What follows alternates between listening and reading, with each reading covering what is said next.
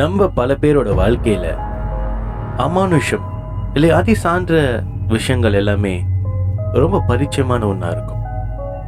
நம்மள நிறைய பேர் அமானுஷம், அதாவது பேய், பிசாசு, ஏவல், மாந்திரிகம்னு நிறைய கடந்து வந்திருப்போம்.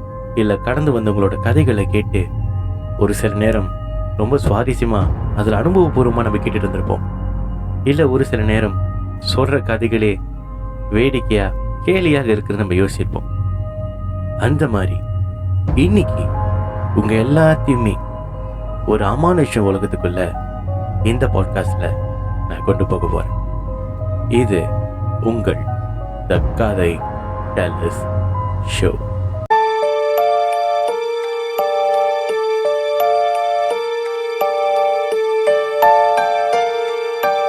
மலேசியால கொஞ்ச நாளைக்கு முன்னாடி ஒரு குடும்பம் வசித்து வந்திருக்காங்க. அதுல கணவன், மனைவி, 2 பெண் பிள்ளைகள். இதுதான் அவங்க சின்ன குடும்பம். அதுல இந்த கணவனுக்கு ரொம்ப நாளாவே சொந்த வீடு வாங்கணுன்றது ஒரு பெரிய கனவு. அவர் எவ்வளவோ முயற்சி பண்ணியும் எவ்வளவோ உழைப்பு போட்டும் அவர்னால ஒரு சொந்த வீடை வாங்க முடியல. ஒரு நாள் அவர் மனசு உடைஞ்சு உட்கார்ந்து இருந்திருப்ப அவங்க மனைவிட்ட எல்லா வேதனையும் கொட்டி தீக்கிறார். அவங்களும் அவர் மனசுக்கு நல்ல ஆறுதல் சொல்லி அவங்க ஒரு வார்த்தை சொல்றாங்க, நீங்க கவலைப்படாதீங்க, நம்மளுக்கானத கடவுள் கண்டிப்பா ஏதோ ஒரு நேரத்துல கொடுக்கறதுக்காக வச்சிருப்பாரு.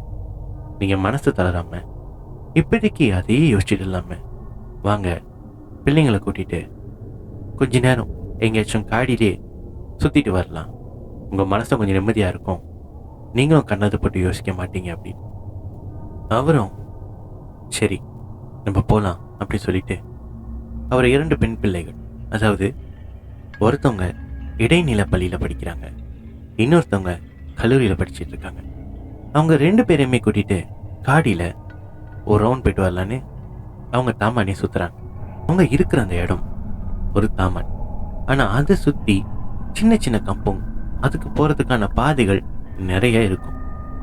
அந்த அன்னைக்கு சுற்றிக்கிட்டு இருக்கிறப்ப புதுசாக ஒரு பாதை அந்த கணவனுக்கு கண்ணுக்கு தென்படுது. ஏன்னா அதே ரோட்டில் தான் அவர் என்றைக்குமே வேலைக்கு போகிறார். ஆனால் இன்னைக்கு மட்டும் இந்த சாலை இங்கே புதுசாக இருக்குது, இது வரைக்கும் கண்ணுக்கே தெரிஞ்சதில்லை, இது எங்கே இந்த இடம் போகுது அப்படின்னு சொல்லி நின்று ஒரு 5 நிமிஷம் யோசிக்கிறார். அப்போ அவங்க மனைவி சொல்கிறாங்க, இந்த ரோடு உள்ளுக்குலாம் நம்ம போவேன்னா நம்ம வேற ஒரு நாள் வரலாம், ஏன்னா இடமே புதுசாக இருக்குது, பொழுதும் சாயிற மாதிரி இருக்குது, என் மனசுக்கு சரியா படலைன்னு சொல்கிறாங்க. அவரும் சரி நம்ம வேற நாளைக்கு வரலான்னு சொல்லி முடிக்கிறதுக்குள்ள அவரோட 2 பெண் பிள்ளைகளும் இல்லை பா உள்ள போய் பார்ப்போம், என்னதான் இருக்குன்னு பார்க்கலாமேன்னு அனுப்பிடிக்கிறாங்க. அப்போ இவரும் மகளோட ஆசையை நிறைவேற்றணும்னு சொல்லி மனைவி கிட்ட பரவாயில்ல நம்ம போய் தான் பார்ப்போன்னு உள்ள போகிறாங்க. உள்ள போகும்போதே ரொம்ப தூரமா வண்டி பாட்டுக்கு போயிட்டே இருக்கு. ஆனால் சுத்தி முத்தி யாரும் வசித்து வர மாதிரியும் இல்லை அங்கே ஏதோ வேலைகள் நடக்கிற மாதிரியும் அவங்க கண்ணுக்கு எதுவுமே தெரில. அவங்க 4 பேருக்குமே பயம் கலந்த ஒரு குழப்பம் ஏற்படுது. போயிட்டே இருக்கும்போது ஒரு 10-15 மீட்டர் தொலைவில் அவங்களுக்கு ஒரு பெரிய கேட் ஒன்று தென்படுது. என்னது கேட் மட்டும் இருக்கு, உள்ள ப்ராப்பர்ட்டிலாம் எதுவுமே இல்லையான்னு சொல்லி வண்டியை இன்னும் கொஞ்சம் கிட்ட கொண்டு போறாங்க. அப்பதான் உள்ள ஒரு டபுள் ஸ்டோரி ஹவுஸ் நல்லா ரெனோவேட் பண்ணி சுத்தமா புதுப்பிச்ச மாதிரி ஒரு வீடு இருக்கு. இந்த மகள், பெரிய மகள் இருக்காங்க இல்லையா, அவங்களுக்கு போட்டோகிராஃபின்னு ஒரு இன்ட்ரெஸ்ட். டக்குன்னு அவங்க அப்பா கிட்ட சொல்றாங்க, அப்பா நான் கொஞ்ச நேரம் போய் படம் மட்டும் பிடிச்சிட்டு வந்துடுறேன், வீடோட அமைப்பு ரொம்ப அழகா இருக்குன்னு. அப்போ அவங்க அம்மா மகளை ஏசுறாங்க, நீ எதுக்கு இப்ப சும்மா சும்மா இறங்கணும்னு சொல்லிட்டு இருக்க, லேட் ஆகுது, கிரிட்டுற மாதிரி இருக்கு, இந்த இடமா அவ்வளோ சேஃபா தெரியல, நீ என்ன போட்டோ எடுக்கிறதுனாலும் இங்கேருந்து எடு, அங்கே போக வேணாம் அப்படின்னு சொல்லி சொல்றாங்க. அப்போ அவங்க அப்பா கிட்ட மகள் கேட்குறாங்க, நான் கொஞ்ச நேரம் போயிட்டு வரேனே. அதுக்கு அவங்க அப்பாவும் சொல்றாரு, வேண்டாம்மா பொழுது சாயிற மாதிரி இருக்கு, அம்மா சொல்றதை கேளு, நீ வேணும்னா இன்னைக்கு ஒரு காட்டிலேருந்து ஒரு ஃபோட்டோ எடுத்துக்கோ, நாளைக்கு காலையிலேயே நம்ம இங்கே வரலாம், நீ புதுசாக ஒரு ஃபோட்டோ எடுத்துக்கலாம், பிரச்சனை இல்லைன்னு சொல்றாங்க. அப்போ அந்த மகளும் ஃபோட்டோ நல்லா ஃபோக்கஸ் பண்ணி எடுக்கும் போது தான் அவங்க கண்ணுக்கு அந்த வீட்டில் ஹவுஸ் ஃபார் சேல் அப்படிங்கிற போர்ட் கண்ணுக்கு தெரியுது. அப்போ அவங்க அப்பா கிட்ட டக்குன்னு சொல்றாங்க, அப்பா அப்பா ஹவுஸ் ஃபார் சேல்னு போட்டிருக்காங்கப்பா அப்படின்னு. அப்போ உங்க அப்பா, எங்க ஹவுஸ் ஃபார் சேல்னு போட்டிருக்காங்களா, நல்லா பாரு அப்படின்னு சொல்லி சொல்றாரு. அப்போ அவங்களும், நான் நல்லா பார்த்துட்டேன்ப்பா, ஃபோட்டோ பிடிச்சி தரேன், நீங்களே பாருங்க அப்படின்னு சொல்லிட்டு ஃபோட்டோ பிடிச்சி அவங்க அப்பாவுக்கு தராங்க. அந்த போட்டை பார்த்தோன்னே அவங்க அப்பா என்ன யோசிக்கிறான்னு சொன்னா, நம்ம மனைவி இப்பதானே சொன்னாங்க நம்மளுக்கானதை கடவுள் தேடி அவரே கொடுப்பார், ஒருவேளை அந்த வீடு இதுதானோ அப்படின்னு யோசிச்சுட்டு, சரி பரவாயில்ல இதை பற்றி இப்போ பேச வேணாம் அப்படி சொல்லி அமைதியாக இருந்துட்டு உடனே அந்த இடத்த விட்டு கிளம்பிடுறாங்க. அடுத்த நாள் அவங்கவுங்க அண்ணன்ற வேலையை பார்க்குறாங்க. இவரும் வேலைக்கு போயிட்டார். ஆனால் அவர் வேலை இடத்துல இந்த வீடை பற்றின யோசனை அவர் மனசுக்கு வந்துக்கிட்டே இருக்கு. இத்தனை நாள் பார்க்காத ஒரு சாலை, அதுகளுக்கு ஏன் நான் போகணும், என் கண்ணுக்கு ஏன் அந்த வீடு தெரியணும், சரி கொஞ்சம் குழப்பமாக இருந்தாலும் இந்த நம்பருக்கு அடித்து கேட்டு தான் பார்ப்போமே, இந்த வீடு வாங்குறதுக்கான விதிமுறைகள் தான் என்ன அப்படின்னு யோசிக்கிறார். அவர் அடித்து பேசுகிறப்ப அவருக்கு ஒரு ஆச்சரியம் அப்புறம் அதிர்ச்சியும் ஏற்படுது. ஏன்னா மார்க்கெட் ரேட்டோட 50% கம்மியாக அந்த வீடோட விலை இருக்கு. இவரும் குழப்பத்தில் கேட்குறாரு, வீடு விலை ஏன் இவ்வளோ கம்மியாக இருக்கு, அந்த வீட்டில் ஏதாவது பிரச்சனை இருக்கா, இல்லை அது ஒழுங்காக அப்ரூவ் ஆகாமல் கட்டப்பட்ட வீடா, இல்லை என்னன்னு சொல்லுங்கன்னு சொன்னப்ப அந்த ரியாலிட்டி ஏஜென்ட், அதாவது இந்த ப்ராப்பர்ட்டி ஏஜென்ட்ஸ் இருப்பாங்க இல்லையா, அவங்க என்ன சொல்லியிருக்காங்கன்னா, இல்லை இதோட ஓனர் அப்ராட்டில் செட்டில் ஆகிட்டாரு, இதுக்கப்புறம் அந்த வீடு அங்கே சும்மா தான் இருக்க போகுது, அவருக்கு மார்க்கெட் வேல்யூலாம் வேணாம், ஜஸ்ட் அந்த காசை எடுத்து அவர் சேவிங்ஸ் தான் போட போகிறாரு, ஸோ அது எப்படி போனால் என்ன, வீடு சும்மா இருக்கிறது பதிலாக அது வேறு யாராச்சும் இருக்கட்டுமேன்னு சொல்லி தான் அந்த வீடை விற்கிறாங்க அப்படின்னு சொல்கிறாங்க. கேட்ட பிறகு கொஞ்ச நேரம் யோசிச்சுட்டு இவர் மனைவி கிட்டையும் பிள்ளைங்க கிட்டையும் எதுவுமே சொல்லாமல் இந்த வீடை வாங்குறதுக்கான ஒரு முயற்சியில் இறங்குறார். அவரோட முயற்சி இந்த முறை சக்ஸஸ். அந்த வீடு லோன் அப்ரூவ் ஆச்சு. அந்த அன்னைக்கு மகள்களையும் மனைவியும் உட்கார வச்சு இந்த விஷயத்த அவர் சொல்கிறார். அப்போ மனைவி கேட்குறாங்க, வீடு லோன் அப்ரூவ் ஆச்சா, எங்களுக்கு தெரியாமல் எப்போ நீங்கள் போய் வீடை பார்த்தீங்க, எந்த வீடை அப்ளை பண்ணீங்கன்னு அவங்க ஆச்சரியமாக கேட்குறாங்க.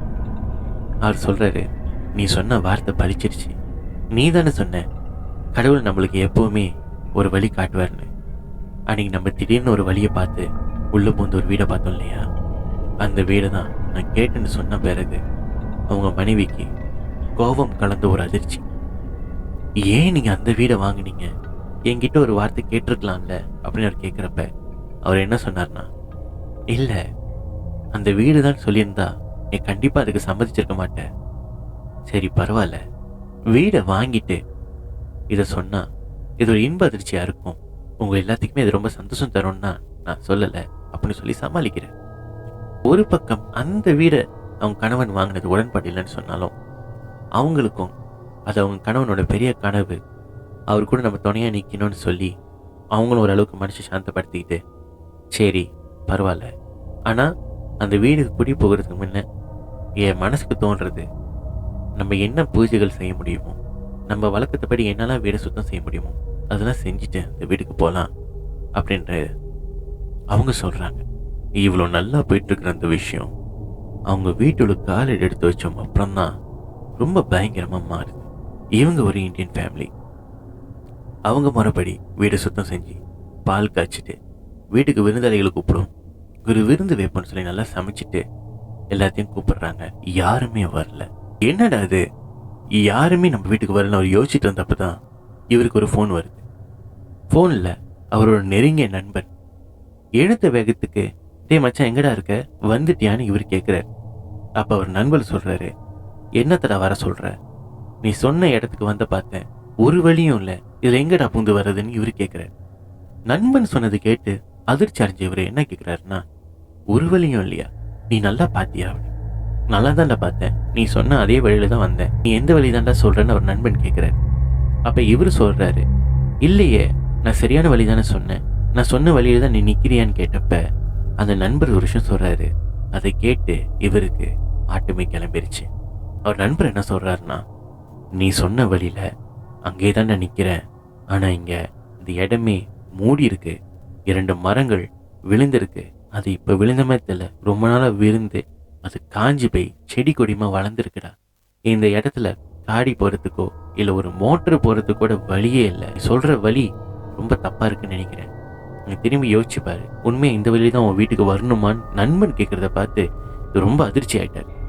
இவர் என்ன சொல்கிறாரு, இல்லை ஒருவேளை நேற்றுலாம் மழையாக இருந்தது, அதனால மழை சாஞ்சிருக்க வாய்ப்பு இருக்குது, பரவாயில்ல, இன்னைக்கு வராட்டி பரவாயில்ல, நீ வேற நாளைக்கு வான்னு இவரே நண்பனை வர வேணான்னு சொல்கிறார். மனைவி மகளுங்களாம் இவர் பேசுகிற கதையை கேட்டுட்டு என்ன பாச்சு, ஏன் அந்த அங்கிள் வரலன்னு கேட்குறாங்க. இந்த விஷயம் நம்ம மகள்கிட்டையும் மனைவி கிட்டையும் சொன்னால் அவங்க பயந்துருவாங்கன்னு சொல்லிட்டு இவர் என்ன பண்ணுறாரு பார்த்தீங்கன்னா, இல்லை அங்கிளுக்கு வேலை இருக்கான், வரலான்னு பார்த்தாரு, ஆனால் வர முடியல, அதனால தான் நானே அவர் நீ வேற நாளைக்கு வந்தால் பரவாயில்ல அப்படின்னு சொல்கிறாரு. அப்போ உங்கள் மனைவி கேட்குறாங்க, நம்மளை விட அதிகமாக சமைச்சு வச்சுட்டேன்னு இப்போ இந்த சாப்பாடுலாம் என்ன செய்யறதுன்னு அவங்க கேட்குறாங்க.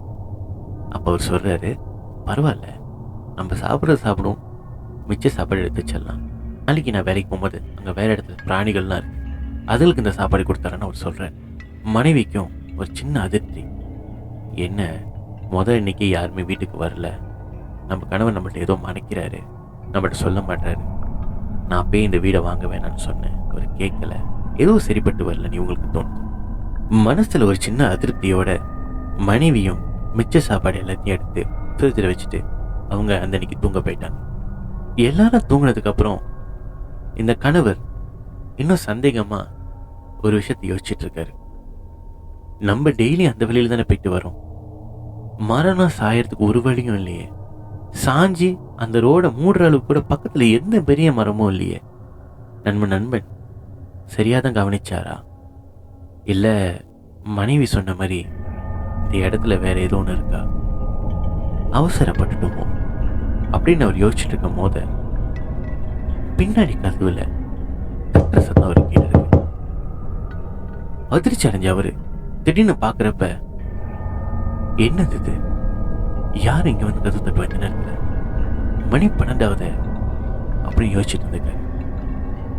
சரி, நம்ம மெதுவாக பார்ப்போம், ஒருவேளை உதவிக்கு யாராச்சும் வந்திருந்தா, ஏதாச்சும் ஆபத்து வருஷமா இருந்தா என்ன செய்யறதுன்னு நினைச்சிட்டு பின்னாடி சத்தம் கேட்ட வேகத்துக்கு இவரும் என்னதான் நடக்குதுன்னு எட்டி பார்க்க போறார். இவரும் மெதுவா தயங்கி நடந்து போறார். நடந்து போயிட்டு அந்த திரையை திறந்து பார்க்கறப்பதான் மின்னுக்கு அடைச்சிருந்த டிவி சொந்தமா அது பாட்டுக்கு ஓடுனது மட்டும் இல்லாம அதோட சத்தம் சொந்தமாக கூடிக்கிட்டே போகுது. என்னடா அது, டிவி சத்தம் சொந்தமா ஏறுதுன்னு சொல்லிட்டு பின்னாடி பார்க்காம மின்னுக்கு ஓடி போய் ஒரு டிவி அடிக்கிறார். அவருடைய என்ன என்னன்னா, மனைவி மகள் எல்லாம் தூங்குறாங்க, ஏஞ்சிருவாங்கன்னு பயந்துட்டு டக்குன்னு அடைக்கிறார். அவருக்கு ஒரு அதிருப்தி, ஒருவேளை வீடு நம்ம தப்பா வாங்கிட்டோமா, இல்ல மனைவி சொன்ன மாதிரி இந்த இடத்துல எதுவும் சரியில்லையா, நண்பன் ஏன் வீட்டுக்கு வராம போனா, இது என்ன சத்தமா இருக்கும் அப்படின்னு பல குழப்பங்கள் அவர் யோசிச்சுட்டு இருக்கும் போதுதான் மேலிந்து ஆங்காரமா ஒரு குரல், நீங்க இன்னும் தூங்கலையா, மணி என்ன ஆகுதுன்னு கேட்கிறாங்க. இவரும் டிவி சத்தத்தை தான் மனைவி ஏஞ்சிட்டாங்க அப்படின்னு சொல்லி வரமா அப்படின்ட்டு போறார். அந்த நைட் பொழுது யோசிச்சு அவரும் தூங்கி காலைல ஏந்திரிக்கும் போதுதான் மனைவி கீழேந்து அவரை வேகமா, என்னங்க சீக்கிரம் கிச்சனுக்கு வாங்கன்னு கூப்பிடுறாங்க. இப்ப அந்த குடும்பமே அந்த அடுப்பறையில பார்த்த சம்பவம் பயங்கரம். கிச்சன்ல அவங்க என்ன பார்த்தாங்க தெரியுமா? அது தெரியணும்னா நீங்க அடுத்த பதிவுக்காக காத்திருக்கணும். இது தி கதை டெல்லர்ஸ் ஷோ.